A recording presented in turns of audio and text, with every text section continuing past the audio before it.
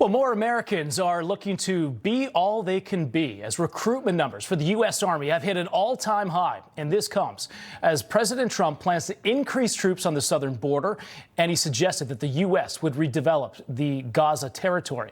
Joining me now to break down the latest efforts when it comes to our country's defense, U.S. Army Major John Spencer, author of Connected Soldiers, Life, Leadership, and the Social Connections in Modern War.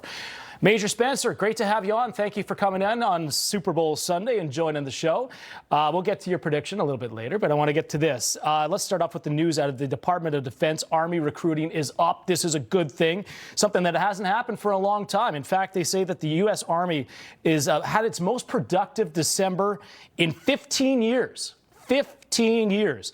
Now, when asked about this, the Defense Secretary Pete Hegseth said that this has been a shift in culture. Let's go to that real quick. I think we've seen an enthusiasm and excitement from young men and women who want to join the military actively because they are interested in being a part of the finest fighting force the world has to offer and not doing a lot of other things that serve oftentimes too often to divide or distract. So, Major Spencer, do you agree with that? Is that what this is? Is it because President Trump has been elected? There's now more support within the troops, within the Army? What do you make of it? Yeah, I think it's a complex situation.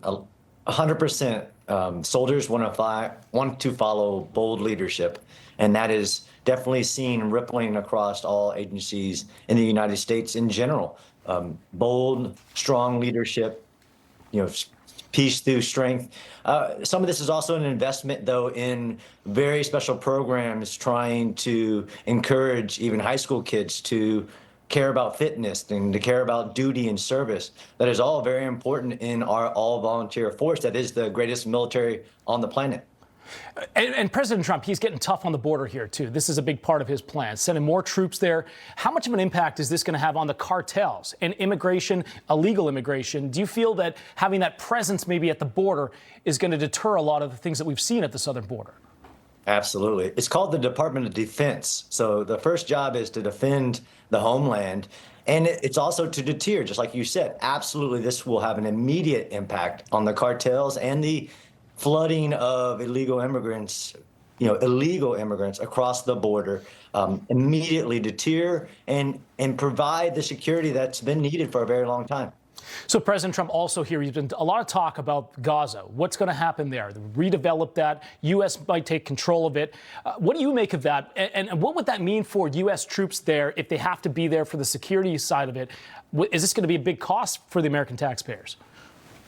So I think that the President Trump's words have been taken out of context. I've been to Gaza 4 times. I've walked that rubble. And for anybody to think otherwise is actually inhumane, that the people of Gaza should relive in that rubble with 30,000 live munitions riddled across because of the battles with Hamas.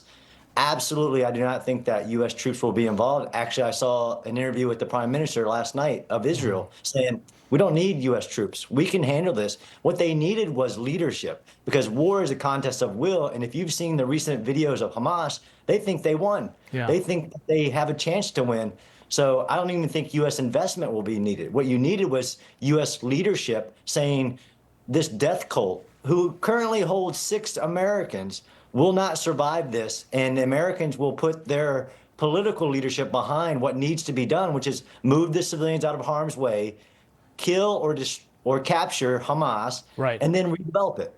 And let's shift real quick here to China, because its military is showing off some new toys. I want to get your thoughts on this. A Navy frigate, as well as a battle exoskeletons. If you don't know what that is, we might have some video of it, but this is all new technology. There it is. You can see it there on your screen. What is this? What is an exoskeleton? And is this something we should be concerned about?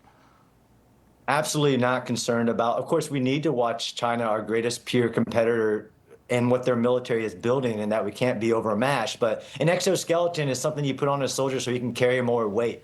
And those fancy gadgetries are, just that. They're fancy gadgetry. The U.S. military can compete with and dominate the Chinese military. So I'm not concerned. So we do have something similar to this, or maybe even better. Absolutely. We've been investing in exoskeleton and all advanced, artificial intelligence, you name it. That is not surprising at all. All right, lastly, before I let you go, Major Spencer, who you got? Who's your pick? Is it Chiefs, Eagles? I know you're going to watch the game. Well, one, I think that everybody wins. This is America's game. We are the greatest nation on the planet. I'm going with the Chiefs, but we'll see. I think you're right as well. I think the Chiefs are probably going to take it. Thank you so much, Major Spencer. I appreciate it. Enjoy the game today. Thank you. You too. All right, we got